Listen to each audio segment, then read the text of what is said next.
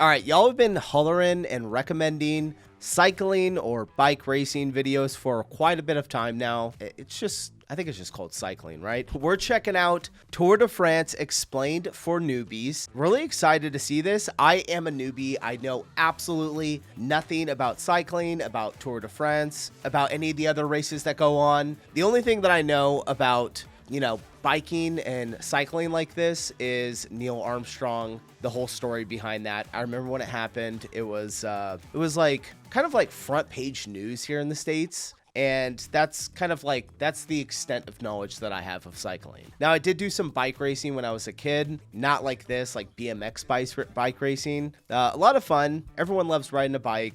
Really curious to see what we got going on here. I have another one I'm going to do. It's more of a cinematic highlight video, I think, of last year's Tour de France. And we're going to possibly check that one out, but I'm going to do the explanation here first, since I don't really know anything and I don't want to go in too blind with something like this. So without further ado, smash the like button. Let's dive in. Of the Tour de France. Maybe you've seen a clip of people racing bikes through stunning mountain roads, pile-ups of hundreds of cyclists, or some geezer in a yellow top holding a toy lion getting sprayed in the face with champagne. But what is it exactly? That's like exactly all I know. I think I've seen a couple of clips of some crashes, and yeah, that's about it. Okay. Why is it such a big deal? And why are grown adults crying after cycling for 3 weeks? We're going to break down the men's Tour de France today. There'll be a separate video on the women's tour to follow. By the end of this, you're going to have all the knowledge you need to enjoy the racing this July. The biggest bicycle race in the world has been around since 1903, over 120 years. It takes place every July, a different route around France each time, but sometimes dips into other countries like Italy or Spain, and it did even start in England a few years back for what they call the Grand Depart. Now get this, it's 3 weeks long. Yeah. I had no idea that it was that long. It's 3 weeks long? I thought it was like 2 or 3 days. I thought it was like a weekend event. Jesus. All right, I have got to know what's going on here. Do they get breaks? Do they stop? Do they take like a day off? Do they sleep? Do they ride their bike while they sleep? I'm kidding. Days of racing, covering about 3,500 kilometers. That's over 2,100 miles. That's like riding from New York to Las Vegas. And they're not just cruising along on flat roads, they're climbing literal mountains, and a lot of them. It's made up of 21 stages. That means 21 separate races, each with their own winner on the day. Plus, an overall winner for the whole race. The yellow guy. We'll get into how all of this works later. Some stages are flat, are they always some yellow? are hilly, some are mountainous, and 1 or 2 are time trials, where the riders race alone against the clock. Usually on a different type of bike with those skinny little bars in them. I gotta say, I love these helmets. This is so cool. Is it really that aerodynamic?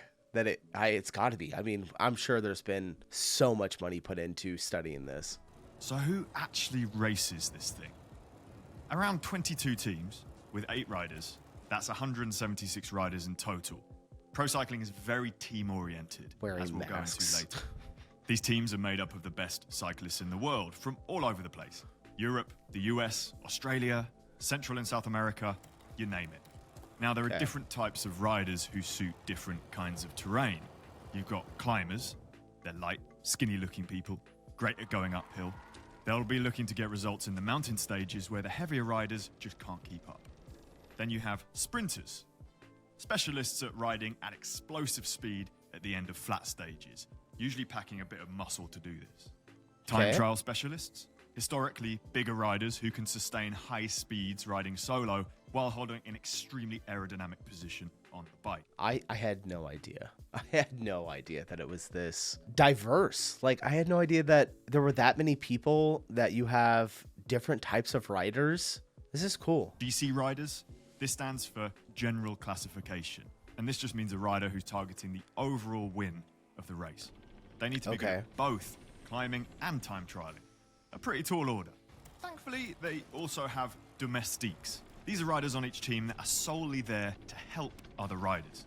They'll often be riders who are good at everything and will chase down the competition, carry water bottles, go back to the cars behind the race to pick up extra food, anything that the star rider or team leader needs. Now, there's a lot going on in the tour, but the main goal is to win the overall race. That means having the lowest time across all 21 stages. So if Rider A finishes stage 1 in 4 hours and Rider B finishes in 4 hours and 10 minutes, Rider A is 10 minutes ahead overall. You add all of those up after every stage, and the rider with the lowest time total gets to wear the famous yellow jersey, or maillot jaune in French. Oh, and someone's wearing this jersey from the end of stage 1 onwards. It will usually change hands multiple times during the 3 weeks, depending on whoever is in the lead. Oh, What about okay. these lads wearing a green jersey? And what about this spotty one? There are other competitions too. You got the green jersey, which is actually called the points competition, but usually serves as best sprinter competition. You get points for winning stages and winning sprints in the middle of stages, which add up.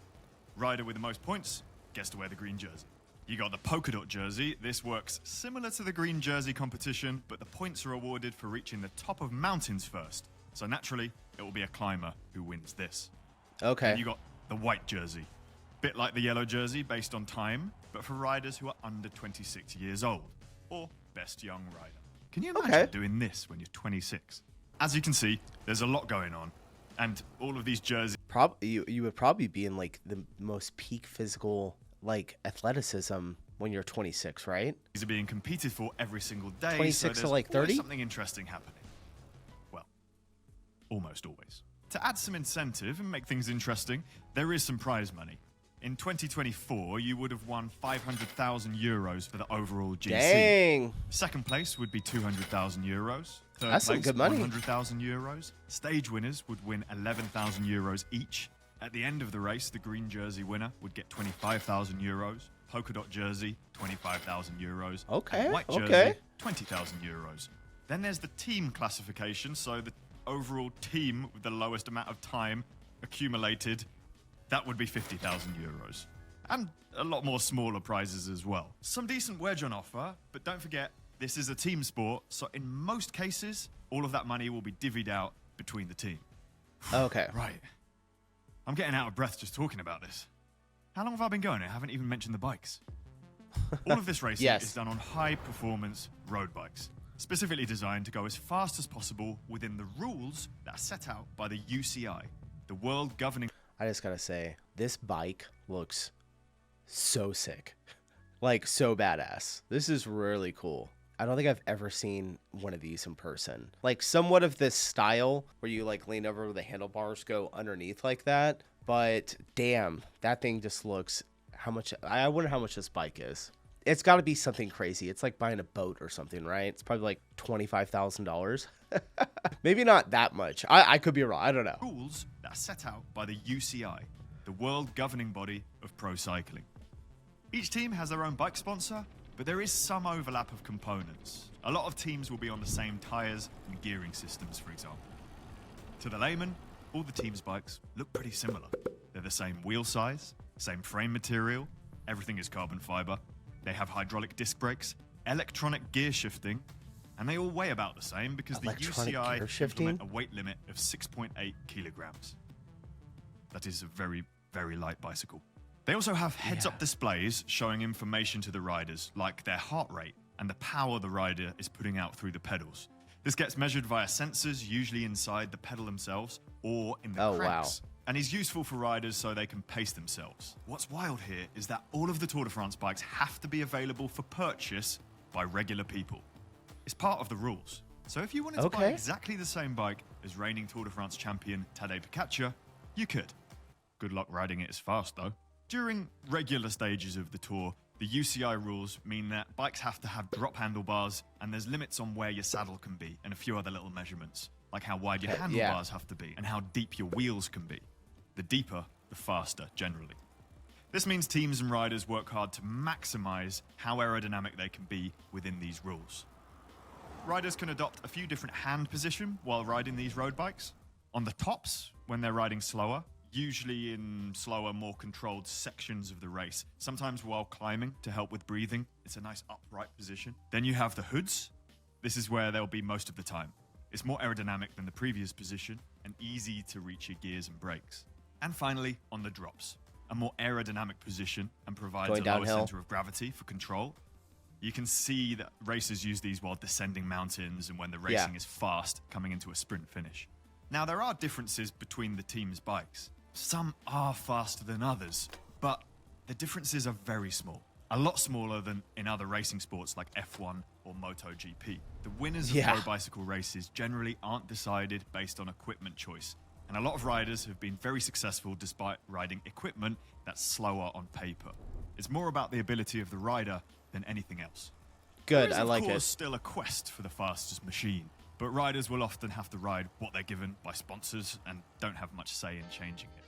Broadly speaking, though, aerodynamics matters a huge amount, and it's the reason racing is so tactical.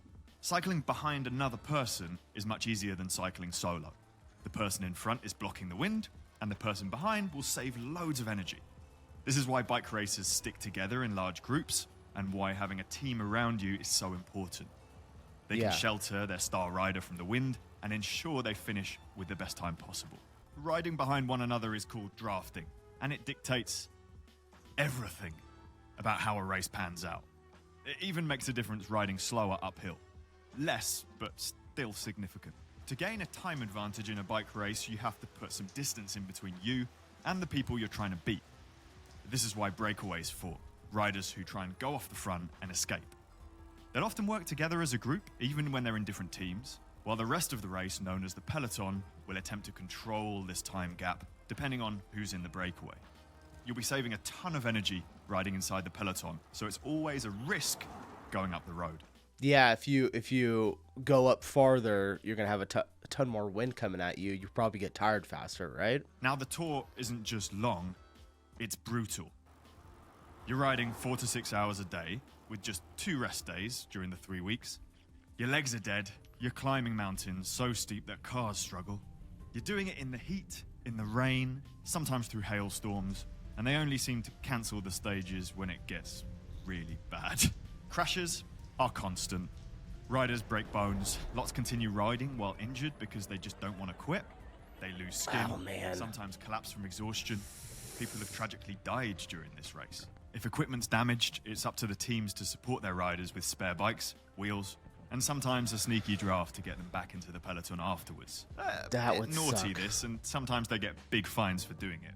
The riders are constantly eating, up to 8,000 calories a day. Think pasta, rice, protein bars, gels, even Cokes mid-race. Yeah, I was going to say gels. They have those little gels that they eat, right? That like pack a ton of calories in them. Kind of like a protein gel, I think. Interesting. And they still end up losing weight. And to make things even tougher, you've got to finish within the time cut. Otherwise, you get booted out of the race. The time cut is calculated as a percentage of the winner's time for that stage. And the exact percentage depends on the type of stage. Flat, mountain, time trial, etc.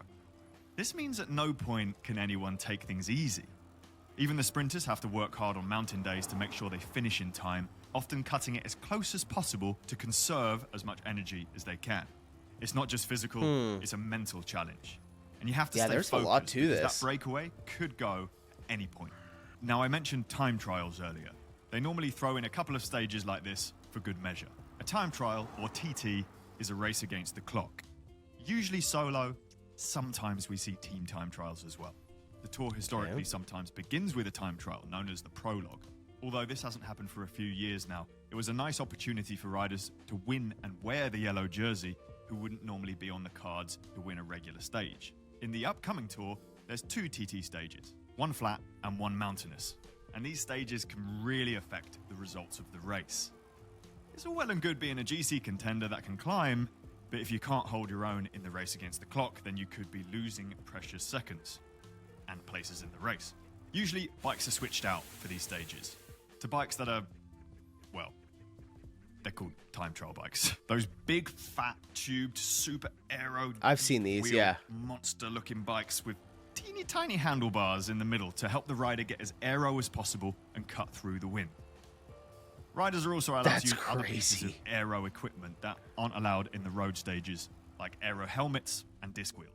What? Despite the riders heading off solo, I've always found the TT stages pretty exciting. The riders usually start their effort in reverse order of the current GC standing. The leader of the race will start last and his closest competitor just before. This ensures the most exciting finale, with the GC contenders battling things out right to the end. And the tour winner has often been decided in the last TT stage. Despite there being TT specialists competing, more often than not, the GC contenders are so strong that they'll be winning these stages too. You guys ever seen those videos where people get to the finish line and like put their arms up and celebrate, and someone like comes right past them and wins at the last second? That's always so wild to see those. I think I just thought of that because all the people lined up there. Stages, in my opinion. At the end of the tour, the final stage almost always finishes on the Champs-Élysées in Paris. But the ride leading up to the final stage within the city is neutralized by the riders. It's tradition to have a kind of procession on that day, where the teams celebrate as they know they have the race in the bag, or celebrate getting through the 3 weeks. Laps through the center of Paris and a sprint finish as a finale mean it's great for spectators. Truly special if you ever have the chance to see it in person. Finally, there's one last competition that I haven't spoken about yet. A competition to be last place. Whoever comes last wins the Lanterne Rouge. And yes, riders compete for this at the tour at the other end of the field. Who can ride slowest but still finish within the time cut? It's kind of a skill in its own right. All right, that's the Tour de France. It's going to be on in a few days' time, if I get this video out in time. Hope you enjoyed that. Have you got any weird facts about the Tour de France? All right, that was really... Okay, I have to look really quick and see how much one of these bikes are. All right, so it seems like this is one of the more popular bikes that at least I could find. The 2024 to 2026 S-Works Tarmac SL8 typically retails for $13,000 to $13,500 USD. All right, I was a little bit over with $25,000, but hey, that's like a new car right there. $13,000. That's insane. All right, that was really, really cool. I'm gonna check out that cinematic highlight video just because I want to. I don't know. Maybe you guys will like this one. Maybe you won't. I'm not too sure, but keep a lookout for my next cycling video that I'm gonna check out, and appreciate y'all watching. I'll see you in the next one. Peace.